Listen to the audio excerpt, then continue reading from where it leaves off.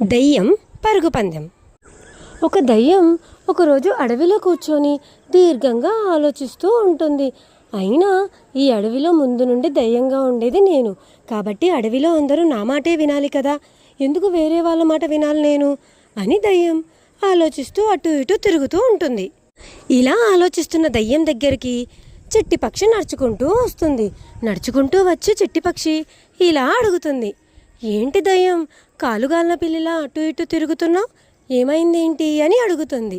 దానికి దయ్యం ఇలా బదులిస్తుంది, ఈ అడవిలో నేనే గొప్ప కదా, అందరి దయ్యాలు నా మాటే వినాలి కదా, మరి వాడేంటి నేను మగదయ్యాన్ని నా మాట అందరూ వినాలి అని అంటాడు అని దయ్యం చిట్టిపక్షితో చెప్తుంది.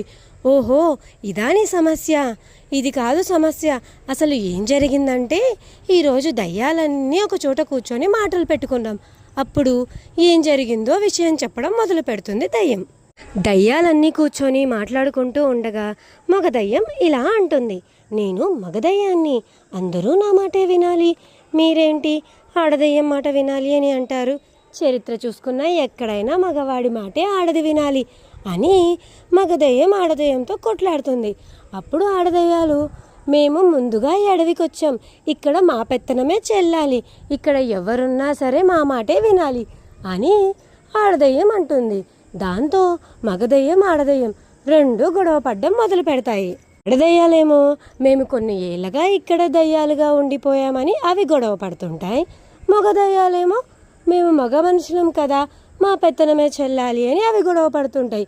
ఇలా చాలాసేపు దయ్యాలన్నీ అరుచుకుంటూ ఉంటాయి ఆ అడవిలో. దాని దెబ్బకి ఉన్న దయ్యాలన్నీ అక్కడికి వచ్చి నిలబడి మగదయ్యాలు మగదయ్యానికి, ఆడదయ్యాలు ఆడదయ్యానికి సపోర్ట్ చేస్తాయి. ఇలా చాలాసేపు గొడవ జరిగింది అని చెప్పి దయ్యం చిట్టిపక్షితో జరిగిన విషయాన్నంతా చెప్తుంది. ఓసి, ఇంతేనా మీ సమస్య? ఎవరి మాట వినాలి అనేదే కదా, నువ్వేమో ముందొచ్చావు, తనేమో మగాడు, ఇదే కదా మీ సమస్య? ఒక పని చేద్దాం, మళ్ళీ అందరినీ సమావేశానికి పిలువు, నేను ఒక ఉపాయాన్ని చెప్తాను అని చిట్టిపక్షి అంటుంది. నువ్వు ఉపాయం చెప్తావా? ఎంతసేపు గొడవపడి వచ్చాను తెలుసా, అక్కడ ఉపాయం దొరకలేదు, ఏమీ దొరకలేదు, నువ్వేం చెప్తావు అని అంటుంది. దానికి చిట్టిపక్షి, నన్ను నమ్ము, ముందు నువ్వు సమావేశం పెట్టి అందరినీ పిలువు, నేను ఉపాయం చెప్తా కదా అని అంటుంది. అలా దయ్యాలన్నీ సమావేశం అయిన తర్వాత వారి దగ్గరికి చిట్టిపక్షి వస్తుంది. చిట్టిపక్షి వచ్చి, మీరు మీ మాటే వినాలి అంటారు, తిన మాటే వినాలి అంటుంది. అయితే మనం ఒక పరుగు పందాల పోటీ పెడదాం, ఎవరైతే గెలుస్తారో వారి మాటే మిగతా దయ్యాలు వినాలి అని అంటాయి. ఒక దయ్యం, ఎలాగో పరుగు పందాల పోటీయే కదా, నేనే గెలుస్తానులే అని చెప్పేసి మగ దయ్యం సరే అంటుంది. ఆడదయ్యం కూడా ఒప్పుకుంటుంది. అలా పరుగు పందాల పోటీ మొదలవుతుంది. అక్కడికి వచ్చి కూడా ఆట ప్రారంభం కాకముందే మగదయ్యం, మేమే గెలుస్తాము, నువ్వు ఇంటికి వెళ్ళిపో అని ఆడదయ్యంతో చెప్తుంది. దానితో వాళ్ళు మళ్ళీ గొడవ పడ్డం మొదలు పెడతారు. అప్పుడు చిట్టిపక్షి బుజ్జిపక్షి కూడా వచ్చి ఆటలోని నియమాలు చెప్పడం మొదలు పెడతాయి. ఇది పరుగు పందాల పోటీయే కానీ పరిగెత్తే పోటీ కాదు, ఎవరైతే చిన్నగా నడుచుకుంటూ వస్తారో వాళ్ళే గెలిచినట్టు అని చెప్తారు. చిన్నగా నడవాలా, ఇది ఎక్కడ వింత పోటీ అని అంటారు. ఇది స్లో వాక్ పోటీ అని చెప్పి చిట్టిపక్షి బుజ్జిపక్షి చెప్తాయి. దాంతో మగదయ్యానికి కంగుమంటాడు, ఏమీ అర్థం కాదు, అయ్యో ఇప్పుడు నేను ఇది గెలుస్తానా లేదా అని అనుకుంటారు.